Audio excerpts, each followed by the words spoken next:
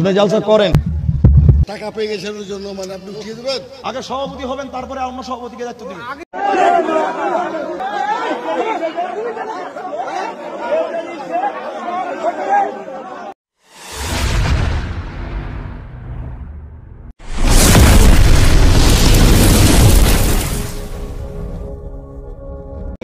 আপনি শেষ করে দেবেন নাকি? কি করবেন? জলসাটা টাকা পেয়ে গেছেন ওর জন্য মানে আপনি উঠিয়ে দেবেন।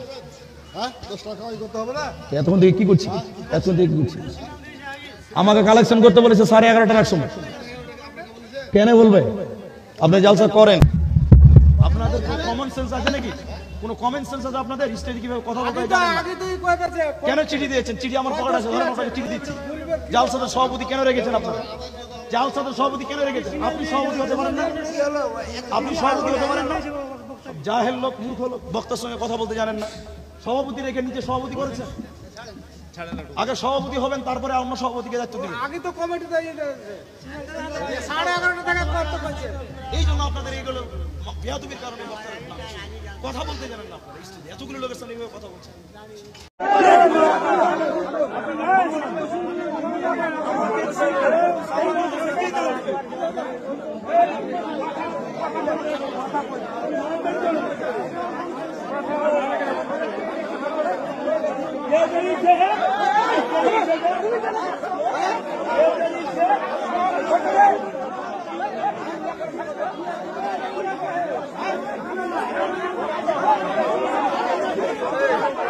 আসসালামু আলাইকুম ওয়া রাহমাতুল্লাহ। প্রিয় দিনী মুসলিম ভাই ও বন্ধুরা, আপনারা যে ভিডিও ক্লিপটি দেখলেন সেটা হচ্ছে কয়েকদিন আগে আব্দুর রহমান বিন দেলোয়ার নামক এক বক্তা কোন এক জায়গায় ওয়াজ মাহফিল করতে গেছে। সেখানে ওয়াজ মাহফিল করতে যাওয়ার পরে তিনি কালেকশন করছিলেন, আদায় করছিলেন।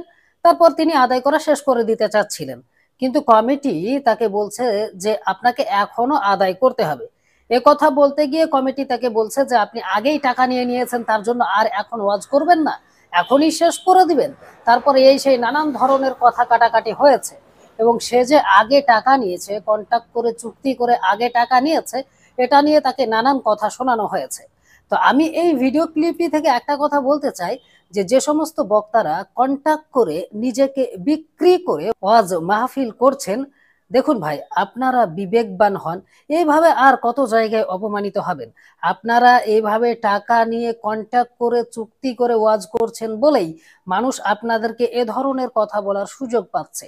আপনারা যে আলেম, আপনাদের যে একটা সম্মান আছে, মর্যাদা আছে, সেটা মানুষ ভুলে গেছে। আর এই দোষ আপনাদের নিজেদেরই, কেননা আপনারা নিজেরা নিজেদেরকে বিক্রি করে দিচ্ছেন।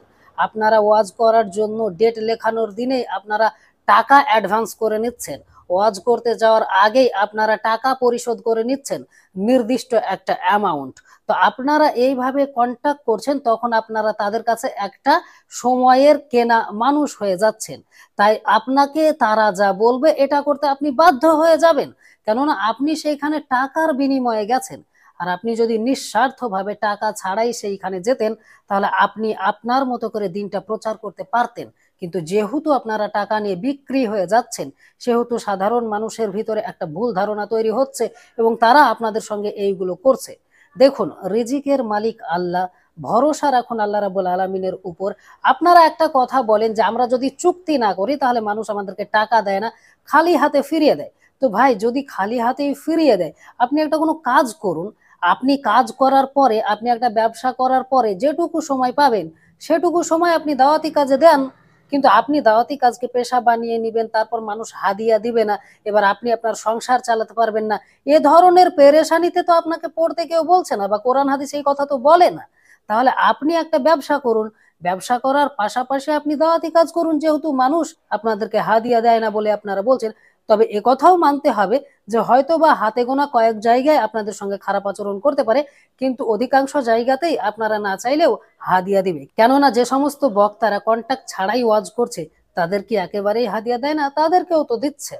তো দেখুন, আসলে বিষয়টা হচ্ছে দিনকে প্রমোট করুন, নিজের সুরকে এটাকে সেটাকে প্রমোট করিয়েন না।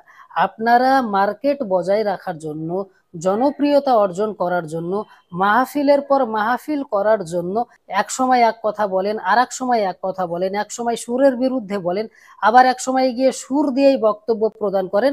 এটা কেন করছেন? জাতি তো এগুলো আপনাদের বুঝতে পারছে। তো আপনারা আপনারা নিজেরাই নিজেদেরকে লাঞ্ছিত করছেন, এখানে অন্য কেউ দায়ী নয়, সাধারণ মানুষ মোটেও দায়ী নয়। তো দেখুন, শেষে একটা কথাই বলবো যে নিজেদের সম্মান মর্যাদা বজায় রাখতে প্রকৃত দিন প্রচার করুন, প্রকৃত আদর্শে প্রচার করুন, কন্ট্যাক্ট করা চুক্তি করা থেকে বিরত থাকুন। এতে করে আপনারও উপকার হবে, দিনেরও উপকার হবে ইনশাআল্লাহ।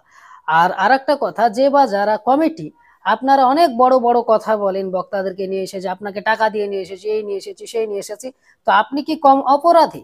আপনিও তো তৃতীয় শ্রেণীর মানুষ, আপনি কন্ট্যাক্ট করে নিয়ে আসতে গেলেন কেন? আপনিও তো খারাপ মানুষ, আপনি ওকে কন্ট্যাক্ট করে নিয়ে আসলেন কেন? যারা কন্ট্যাক্ট করছে না তাদেরকে ডাকুন। আর যদি তেমন কাউকে না পান, জালসা করা ছেড়ে দেন। বছর বছর জলসা করছেন, বছর বছর মাহফিল করছেন, কই কি পরিবর্তন করেছেন?